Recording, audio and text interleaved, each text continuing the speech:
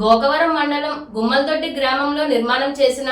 అస్సాగో పరిశ్రమ కాలుష్య సమస్య పరిష్కారం కోసం తూర్పుగోదావరి జిల్లా కాంగ్రెస్ కమిటీ అధ్యక్షులు బోడా వెంకట్ సారథ్యంలో జగ్గంపేట నియోజకవర్గం కాంగ్రెస్ పార్టీ ఇన్ఛార్జ్ మరోతి శివగణేష్ ఆధ్వర్యంలో రాజమహేంద్రవరం సబ్ కలెక్టర్ కార్యాలయంలో అల్టిమేటం వినతి పత్రాన్ని అందజేశారు.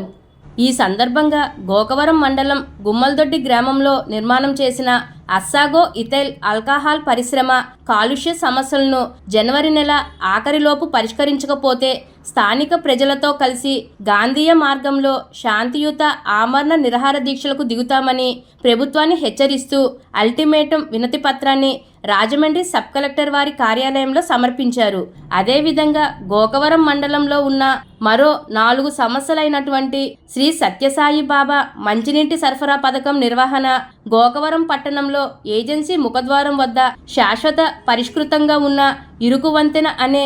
జెట్ బ్రిడ్జి పునర్నిర్మాణం, కమ్యూనిటీ హెల్త్ సెంటర్ అనే ప్రభుత్వ ఆసుపత్రిలో సంపూర్ణ వైద్యుల నియామకం, ప్రభుత్వ పాఠశాలలు, వసతి గృహాల్లో అదనపు మరుగుదొడ్ల నిర్మాణం, నీటి సదుపాయం కల్పించాలని వినతిపత్రం సమర్పించారు. ఈ సందర్భంగా డీసీసీ అధ్యక్షులు బోడా వెంకట్ మాట్లాడుతూ ప్రజా సమస్యల పరిష్కారం అయ్యే వరకు కాంగ్రెస్ పార్టీ ప్రజా సమూహాలతో కలిసి ప్రజల కోసం పనిచేస్తూనే ఉంటుందని అన్నారు. జగ్గంపేట నియోజకవర్గం కాంగ్రెస్ పార్టీ ఇన్ఛార్జ్ మరోతి శివగణేష్ మాట్లాడుతూ ఈ జనవరి నెలాఖరులోపు అస్సాగో కాలుష్య సమస్యను పరిష్కరించడం లేదా పరిశ్రమను మూసివేయించడం లేదా స్థానచలనం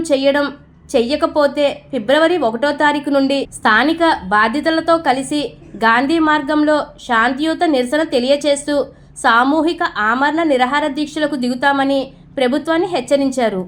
ఈ కార్యక్రమంలో గుమ్మలదొడ్డి సర్పంచ్ శరకనం మురళి, వైస్ సర్పంచ్ అబ్బిరెడ్డి సత్యనారాయణ, పీసీసీ అధికార ప్రతినిధి కొవ్వూరి శ్రీనివాసరావు, గోకవరం మండలం కాంగ్రెస్ పార్టీ అధ్యక్షులు గుర్రాల రత్నాజీరావు, గండేపల్లి మండల కాంగ్రెస్ పార్టీ అధ్యక్షులు నేదూరి భాస్కర్రావు తదితరులు పాల్గొన్నారు.